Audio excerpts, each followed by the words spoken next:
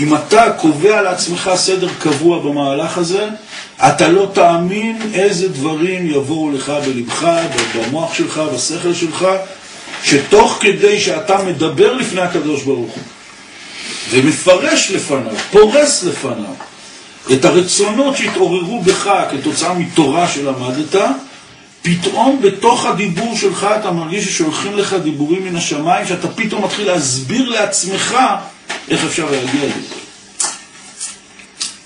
וזה דבר שאפשר לבדוק אותו ולנסות אותו, וזה כמובן, כמו שאתם מבינים, אדם שזוכה לזה, זה מחזק לו מאוד את האמונה. הוא מרגיש שהדבר הזה באמת עובד.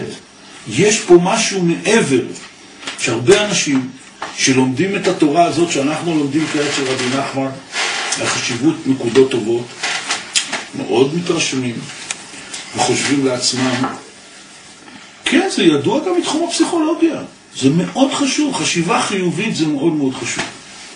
להתחבר לנקודה החיובית של השני זה דבר מאוד מאוד גדול. ומתחילים להשוות את זה לפסיכולוגיה, לסוציולוגיה, לאיזו תורה רוחנית אחרת שהם למדו וכו'. ואומרים, תשמע, זה לכתחילה. ויש הרבה אנשים, ואנחנו אנחנו רואים את זה ביום יום, שאומרים, תשמע, מה אני אגיד לך? זה ממש ניו אייג'.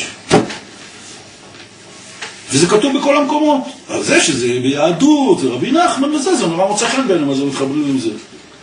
אותו דבר בעניין של ההתבודדות. הוא מתחיל להסביר לעצמו כמה זה חשוב, וכמה זה באמת עוזר, פסיכולוגית ונפשית, וכו' וכו' וכו' וכו'. זה הכל טוב מאוד, וזה יפה מאוד, וזה נפלא מאוד. אבל זה ברמה של אחד אומר, תראה, אני לא אומר, על היהדות יש פולקלור נפלא. ולחז"ל יש מדרשים פשוט נפלאים. והאוכל היהודי זה פשוט ללקק את השפתיים. והניגונים והחגים, זה כל כך יפה. מי שבאמת חי את עבודת השם בשמירת המצוות שומע את זה, ואומר, תראה, מצד אחד, ברוך השם שהוא מרגיש ככה, איך אומרים? שיתקרב, למה לא? ומצד שני זה ברור שלא זאת האמת. כי אם היהדות הייתה רק אוסף של רעיונות, פתגמים, מדרשים, מנהגים ואוכל טעים, אז לא היה צריך לקיים אותה בכלל.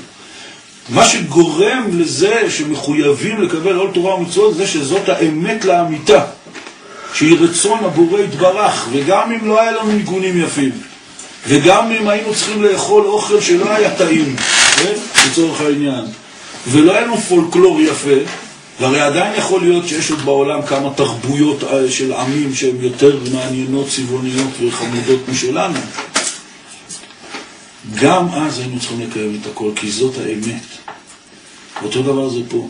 לעשות מתורות תפילות, לעשות התבודדות בכלל, זה עובד. יש בזה התערבות אלוקית. יש פה חיבור אמיתי של הנפש עם הבורא יתברך. הסיבה של כל כך הרבה אנשים, בשנים האחרונות, נדבקים לעצות האלה, זה מפני שירדו המחסומים מזה שאדם מפחד לנסות את זה, וכשמנסים את זה רואים שזה עובד. וזו הנקודה הכי חשובה כאן. אותו דבר זה מי שמתחיל.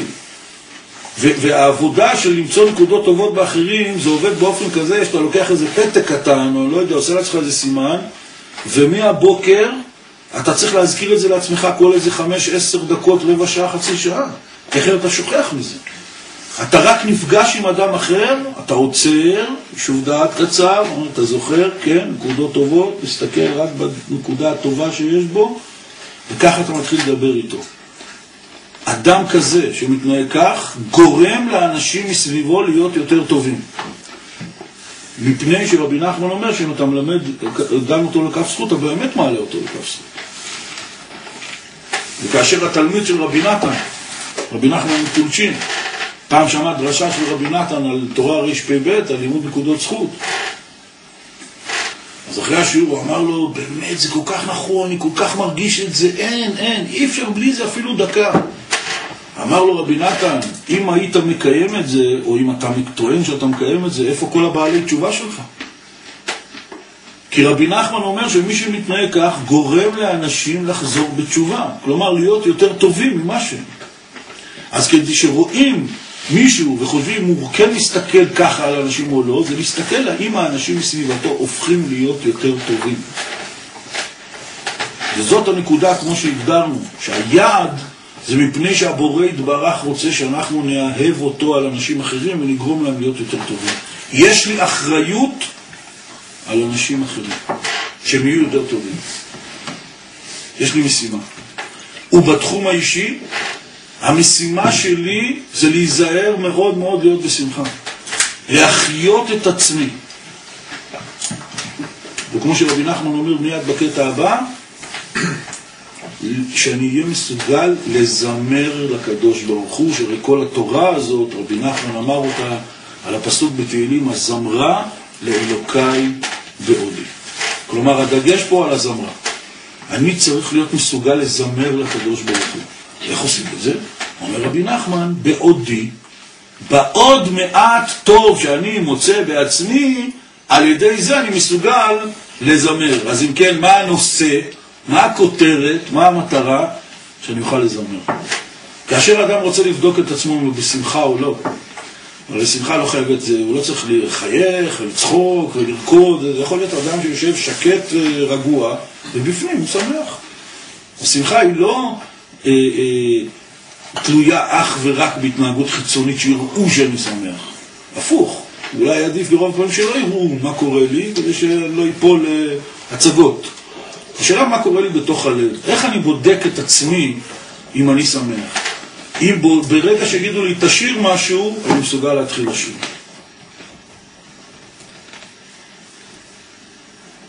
ואפשר לעשות ניסיונות, הבעל לאישה, האישה לבעל, לעשות תרגיל כזה. תשאיר לי משהו. יש יום שהוא יחייך חיוך נבוך ויתחיל לשיר. ויש מצב שיגיד, תעזבי אותי. מה לשיר עכשיו? מה קרה? למה אתמול כן, לרגע לא? כי אתמול היית יותר בשמחה ועכשיו אתה לא בשמחה. זה מה שקורה אצלך בתוך הנפש. זה אחת הבדיקות, הנייר לקמוס, לבוא לבדוק בדיוק מה קורה בתוך הנפש של האדם. כי כשאנשים שמחים הם שרים בכל העולם, בכל התרבויות, בכל השנים, בכל התקופות בהיסטוריה, עד היום הזה, זה הסימן לשמחה לשיר. זה יכול להיות שירה בציבור, זה יכול להיות באלפי אנשים, זה יכול להיות שאני לעצמי יושב ואני שמח, אז אני מזמזם לעצמי איזה ניגון קטן. ואפילו אם אני לא מזמזם, שאלה אם אני מסוגל לשיר. אבל הכותרת זה הזמרה. אני צריך לדעת לזה, אני צריך לזמר. למי? לאלוקיי. ואז אדם שלומד התורה רפ"ב, הוא שואל את עצמו שאלה ראשונה, מתי פעם אחרונה זימרתי לקדוש ברוך הוא? זאת שאלה מאוד מאוד חשובה. היה חנוכה, 8 ימים, אמרנו הלל, האם אמרתי פעם אחת הלל או חלק קטן מההלל באופן של אני מזמר לאלוקיי? למה? כי אני שמח בו. וזהו. המילים הפשוטות של ספר תהילים. שהן הכי פשוטות בעולם והכי עמוקות בעולם, ועל המילים של דוד המלך לא צריך להוסיף מילה אחת, ואפשר לעצום עיניים ולפתוח את ספר תהילים איפה שזה נפתח, אז תיפול שם על פסוק שיגיד לך את האמת הפשוטה והאמיתית והאלוקית במילים הפשוטות והנפלאות ביותר. שהאדם צריך לשמוח בשם אלוקיו.